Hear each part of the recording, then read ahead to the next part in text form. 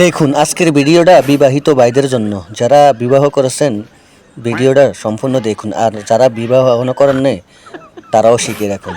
দেখুন, স্ত্রীর যন্ত্রণায় শার্টের পকেটে এবং কি প্যান্টের পকেটে টাকা রাখতে পারতেছে না, এই জন্য স্বামী কি বুদ্ধি খাটিয়েছে সেটাই দেখুন। কিন্তু এই বুদ্ধি খাটিয়েও বাঁচতে পারলো না, দরজার ফাঁক দিয়ে কিন্তু স্ত্রী দেখে ফেললো। দেখুন এখন জন স্বামী রুমে ঢুকছে, এখন কি আপ্যায়ন করে দেখুন।